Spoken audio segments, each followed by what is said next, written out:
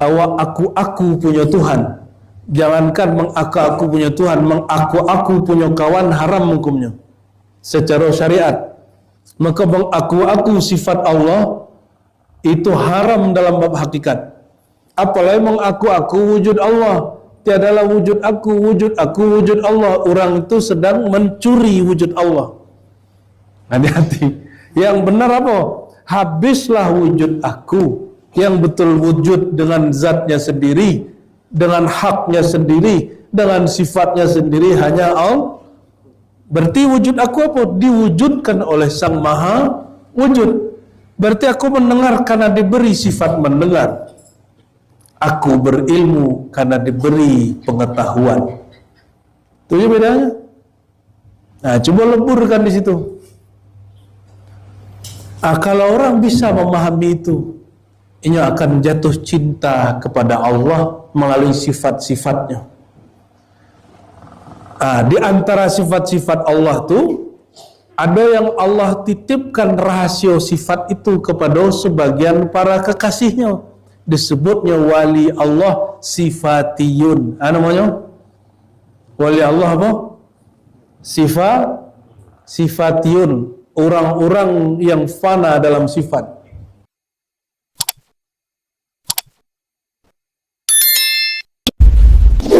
Wah, hafal juz amma, jangan bahagia dulu.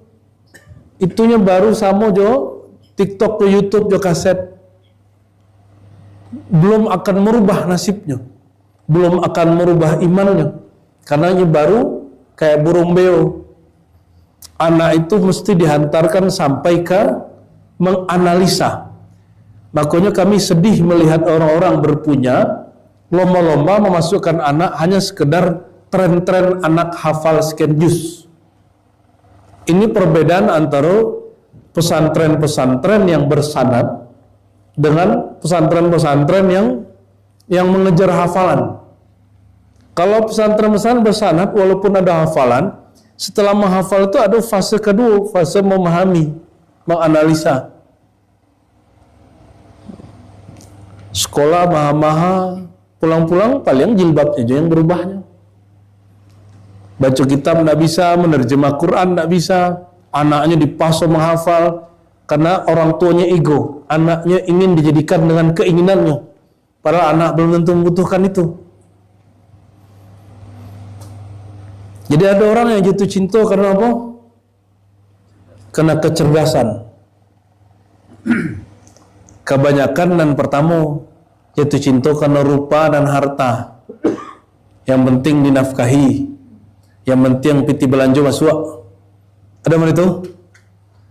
Piti belanja kuranglah cintanya.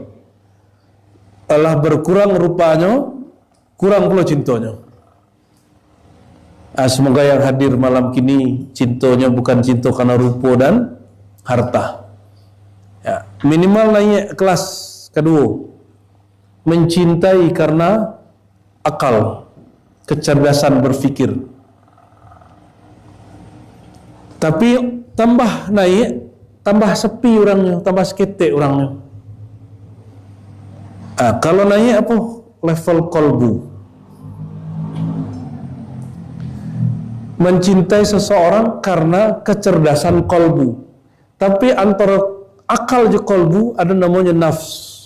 Disitulah orang-orang kebatinan, orang-orang olah nafas, orang-orang energi-energi, pengobatan-pengobatan.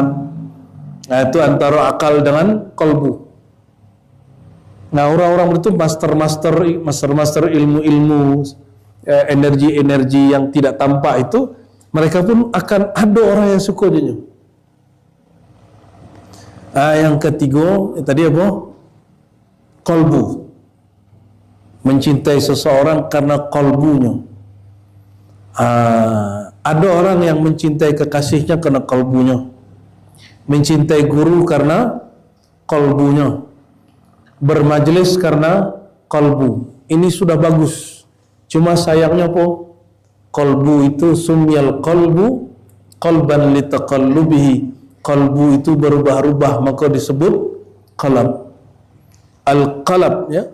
Qalab artinya berubah. Hadis maklub, hadis yang tatuka-tuka, yang berubah-ubah. Taqlibu syai', ya, wa ubah posisi ko, namanya taklib, qalab. Disebut qalbu karena dia berubah-ubah. Nah, perhatikan, rata-rata orang belajar zikir, belajar tarekat, zikirnya berhenti di zikir qalbu.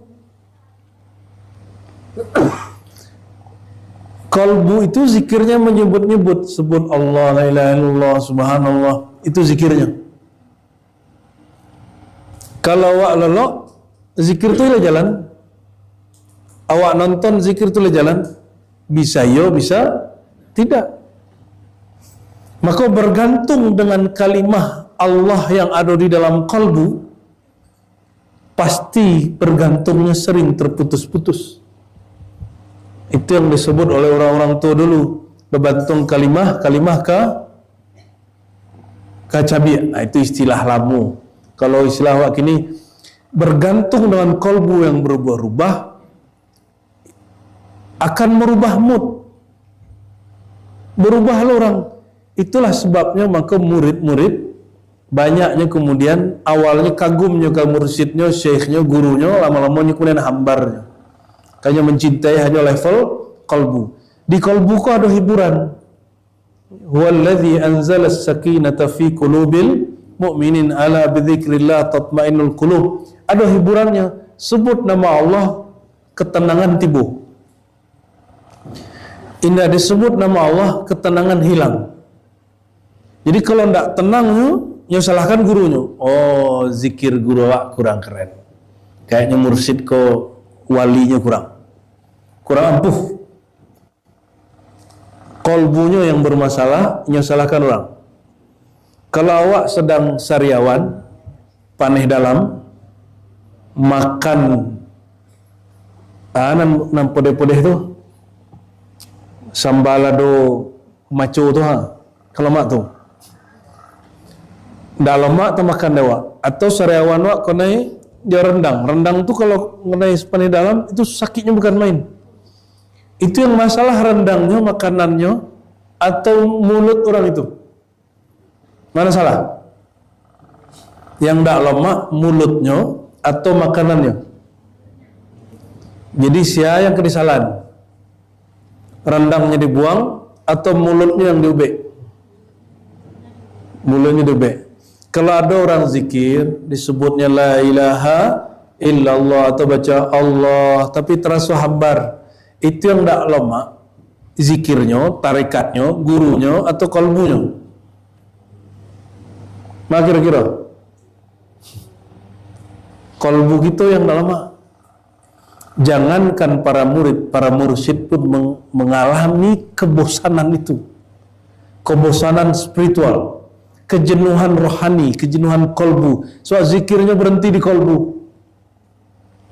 Apalagi cuma berhenti di latifah-latifah yang 7. Latifah qalbu, latifah ruh, sir, khafi, afa. Latifah qalbu bukanlah qalbu. Latifah sir bukanlah sir. Latifah ruh bukanlah ruh. Latifah itu artinya titik rahasia yang halus, yang berkaitan dengan qalbu, namanya latifah qalbu. Jangan salah faham, yang qalbu itu bukan itu.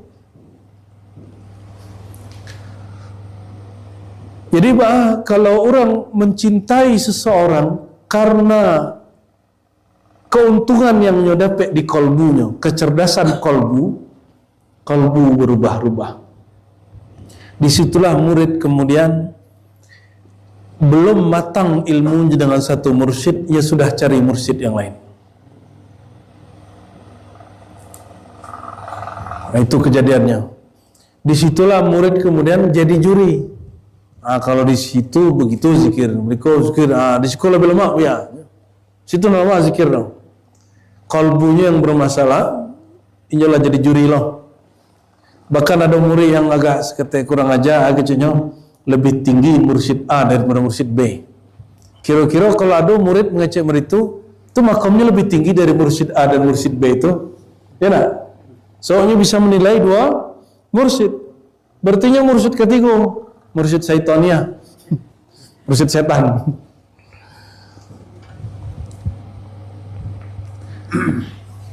Ada level cinta kolbu itu paling ujung-ujung nanti disebut afidah atau fuad, ya. Itu pun masih berubah-ubah.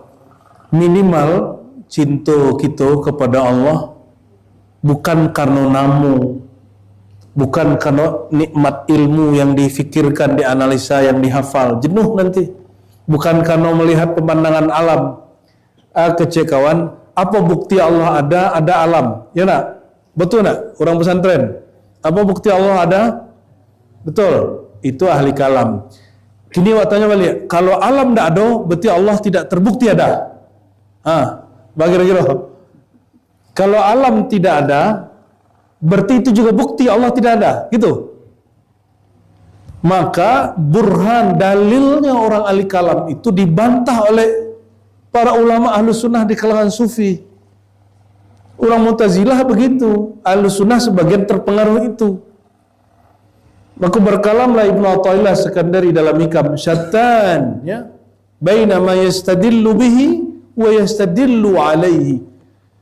Berbeda jauh orang yang berdalil tentang Allah dengan alam, dengan selain Allah.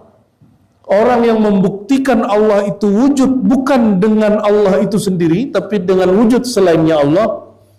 Dengan orang yang membuktikan Allah wujud dengan wujud Allah itu sendiri, itu berlain. Kau lagi tanya le, ada nak pesantren sih kau? Ada. Kalau dalam ilmu akidah, ilmu kalam, bukti Allah ada apa? Lalu. Apa bukti Allah ada? Adanya alam. Ya. Kini waktunya balik le, ulang le, supaya jangan kaget kalian. Kalau alam tiada, apakah itu bukti Allah tiada? Berarti berhentilah hanya mengandalkan akal, harus terus masuk ke kolbu. Kalau ada orang ahli kolbu, apa bukti Allah itu ada? Zikir wa tiwa tonang. Kalau nak tonangnya, nampaknya Tuhan tak ada leh. Itulah orang ahli kolbu. Kalau zikirnya latifah, fuad, ya, nampak cahaya. Kalau ada nampak cahaya lain, nampaknya tolalah lan ada lain. Makanya Nabi Ibrahim mengatakan, la uhibbul afilin. Aku tidak suka sesuatu yang cahayanya timbul lalu hilang, timbul tu hilang. Itu sindiran orang-orang yang mencari warna-warna dan cahaya di dalam zikir. Untuk ajaran Nabi Allah Ibrahim alaihi salatu wassalam. Maka kalau zikir-zikir aja, walaupun guru mengatakan qalab warnanya kuning, ruh warnanya merah, itu kan penglihatan sebagian syekh. Belum tentu. Kadangnya barono, kadang tidak, kadang muncul, kadang tidak. Apa kata Nabi Ibrahim? Pegang kalimat itu. La uhibbul afilin. Aku tidak suka yang hilang timbul, hilang timbul, hilang timbul. Maka detik itu kita katakan, aku tidak suka dengan munculnya cahaya latifah dan hilangnya, munculnya warnanya. Tidak. Warna itu jadi itu. Orang yang mencari itu syirik. Syirik khafi. Tapi kata Imam As-Sanusi, yang begitu tidak syirik kufur. Itu hanya syirik adab, syirik maksiat. Jadi syirikku macam-macam loh bagiannya. Ada 6 macam syirik. Silakan lihat muqaddimah Imam Sanusiyah dalam bab akidah, ya.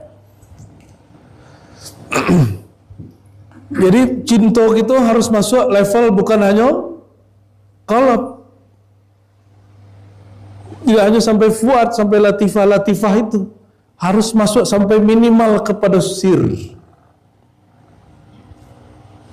Sampai ke mana? Sir. Apa itu sir? Sir itu bagian batin dari manusia yang langsung terhubung dengan sifat-sifat Allah. Itu namanya sir. Apa makna sir? Rahasia. Apa yang Allah rahasiakan? Sifatnya. Apa yang Allah zahirkan? Namanya. Maka di kalbu ada nama. Apa yang Allah nyatakan? Fi'ilnya, perbuatannya. Tubuh kita, alam semesta, itu adalah mazhar daripada perbuatan Allah. Sedangkan sir dan ruh kita disebut tajalli. Tajoli bahasa Lamu, bahasa aslinya tajalli, dari kata jali, jala. Ya, Allah menyatakan. Jadi Allah menyatakan sifatnya kepada sir, menyatakan rahasia zatnya kepada ruh, tapi menyatakan keindahan namanya pada kalbu dan fuad, menyatakan ragam perbuatannya kepada ajram wal ajsad, tubuh dan kasar, kepada alam semesta. Jadi nak usah jauh-jauh menculik gunung, menculik sungai, dalam diri kita lengkap. Ya.